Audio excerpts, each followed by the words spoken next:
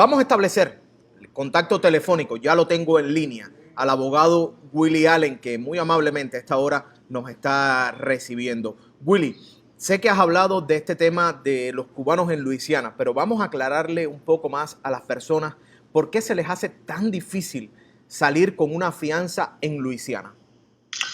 Mira, Daniel, creo que hay 3 puntos clave en lo que está ocurriendo en Luisiana. Primero, Luisiana, Texas, la Florida o Nueva York, todos tienen que seguir la misma regla. Pero la discreción de los oficiales en cada lugar es muy amplia. Entonces, los deportadores de Luisiana, número uno, imposible que contesten los teléfonos, incluyendo los abogados. Muchos de ellos no le dan los correos electrónicos de ellos en las facilidades. Yo tengo correo electrónico de todos los deportadores en casi cualquier lugar, excepto Luisiana.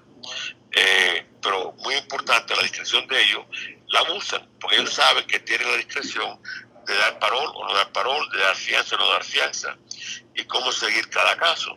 Entonces, otro segundo punto que es muy importante, en Luisiana, la detención de personas de migración, sean cubanos, sean del Medio Oriente, sean de Centroamérica, es un negocio multimillonario, porque las cárceles locales, sea en Prairie View, sea en Jonesville, donde sea, son cárceles locales que cobran 2 y 3 veces lo que les cuesta mantener un preso local en esas facilidades.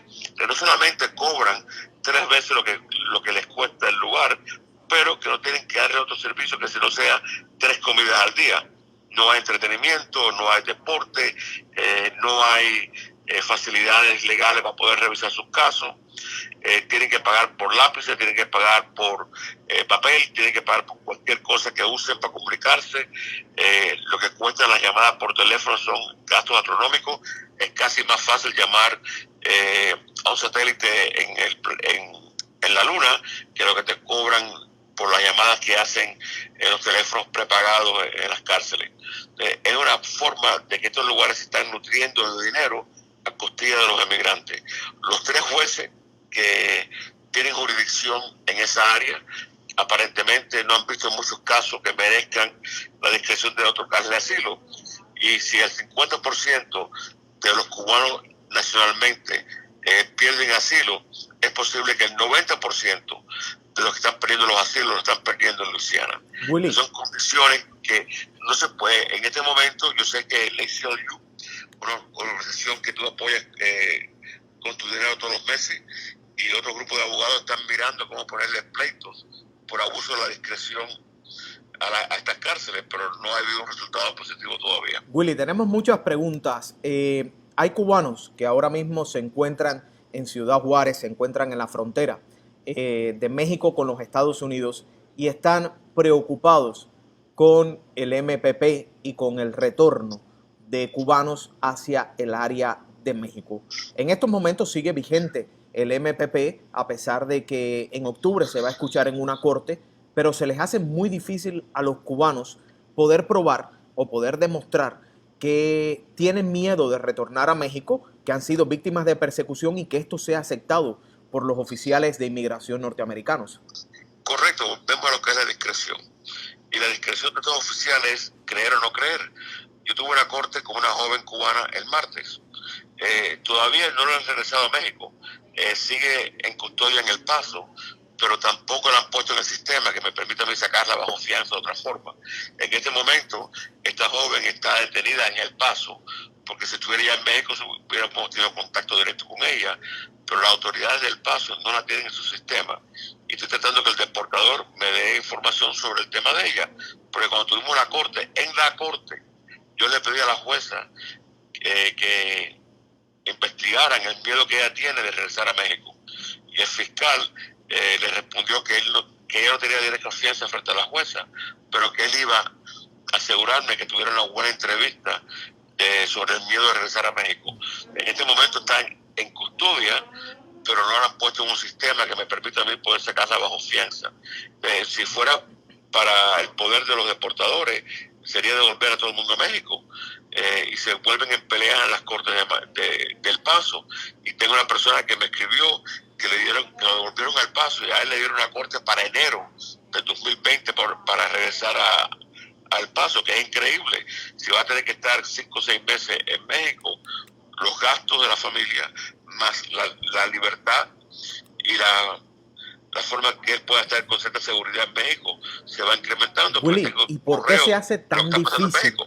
¿Y por qué se hace tan difícil para las autoridades migratorias norteamericanas entender que, por ejemplo, Ciudad Juárez es una de las ciudades más peligrosas del mundo? Mexicali, los inmigrantes están sufriendo acoso. Nuevo Laredo está dominado una gran mayoría por los narcotraficantes y las bandas y los carteles de la droga. ¿Cómo es posible que las autoridades migratorias norteamericanas, teniendo eso, que son cifras, son estadísticas, deciden continuar mandando a los inmigrantes de vuelta a México?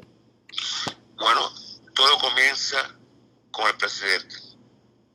Si el presidente tiene una posición que estamos siendo invadidos por hispanos y por inmigrantes ilegales, y la posición de él es que no puedan entrar a los Estados Unidos, pues se refleja en lo que le ocurre a las personas que están solicitando ese tipo de protección. Es decir, el presidente y su secretario de Seguridad Nacional piensan que prefieren que estas personas sean asesinados, que se pierden en México, pues los deportadores de a pie no van a ir en contra de las direcciones que vienen desde arriba. Así que la responsabilidad comienza con el presidente de este país, que está pintando a los inmigrantes como invasores y que tienen que ser repulsados a sus países. Si esa actitud existe de arriba, se va a llevar a cabo de un punto de abajo. Pero también es cierto, Willy, que muchos de los que presentaban casos de asilo político no eran lo suficientemente fuertes como para ganarlos. Las cifras de los casos que han sido rechazados lo demuestra así, que solo un pequeño por ciento, y tú como abogado lo sabes, lo has tenido que sufrir victorias y derrotas. Yo no estoy de desacuerdo que muchas personas van a perder su asilo, pero si son de otros países, lo pueden hacer adentro de los Estados Unidos. Y si pierden esos asilos, ser devueltos a sus países, no ser devueltos a la pesadilla y a la inseguridad que tienen en México. Si tú eres de Honduras, entraste, tuviste un juicio de asilo, perdiste, que te deporten a Honduras y no a México, donde vas a sufrir una inseguridad más grande. Si tú eres cubano y estás parado en la frontera y eres un blanco de pandillas y un blanco de narcotraficantes, de traficantes humanos, entonces, si pierdes tu asilo, que te deporten para Cuba, pero no te pongan en el pánico de estar en un país que no te quiere, a donde las pandillas controlan y la delincuencia controla. ¿Crees que en octubre, cuando esto vaya a la Corte del Noveno Circuito, que es la que ha permitido que esto siga en pie después de un rechazo inicial, ¿hay alguna opinión distinta en la Corte del Noveno Circuito que se va a analizar en octubre esto del MPP? Es imposible predecir, pero la ley internacional está bien claro en que tú no puedes regresar personas de terceros países inseguros a esperar su asilo en tu país. Yo sí creo que bajo ese tipo de ley internacional van a tener que suspender el MPP y que las personas puedan regresar a ser entrevistados y tener su proceso en los Estados Unidos. Esta crisis de la frontera fue creada por este gobierno, porque si ellos hubieran seguido lo que estaban haciendo antes, nunca se hubieran acumulado estas personas en la frontera, nunca hubiéramos tenido esta crisis. Y es más que se estaba reduciendo el número de personas que buscaban asilo, pero el número de personas que estaban siendo rechazados adentro de los Estados Unidos. Willy, en este punto, los cubanos, hace tan solo unas horas, y voy a hablar de esto un poco más adelante, nuevos migrantes cubanos que venían en balsa, 6 cubanos, fueron detenidos por la Guardia Costera y ya fue anunciado que fueron repatriados a Cuba. Vamos a explicar un poco, Willy, yo sé que ya casi te tienes que ir. ¿Qué pasaría con el cubano? Ya sea que entre por la frontera sin entregarse a un punto, o sea, cruzando el río, o un cubano que llegue por balsa, tocó el territorio de los Estados Unidos. ¿Cuáles podrían ser las vías que tiene esa persona para buscar un asilo, para legalizarse? Bueno, solo tiene una vía, Daniel, como tú y yo lo hemos discutido anteriormente. Y la única vía es, vamos a decir que tú determines que tu vida está en riesgo en México y que tú no vas a continuar esperando en una situación peligrosa con tu familia. Tú cruzas sin ser detenido, llegas a Miami y tengo docenas de personas que ya lo han hecho. Solicitamos el asilo desde aquí de Miami. Tengo un grupo relativamente alto de balseros que tocaron tierra, se rindieron, fueron detenidos, nos he sacado bajo fianza de Chrome y de PTC y estamos perdiendo el asilo. Y tengo un grupo más pequeño de balseros que a lo mejor 4 o 5 que entraron, no se rindieron y mandamos a solicitar su asilo ahora mismo. Así que tienen el derecho, una vez en territorio americano, tú tienes el derecho de solicitar el asilo político. Y es mucho más difícil deportarte o sacarte de los Estados Unidos una vez adentro de los Estados Unidos. Willy, Tienes más derechos legales. hay muchas dudas entre los cubanos que ahora mismo están en estos listados. Me están diciendo que en Juárez la lista está parada, no se está pasando personas.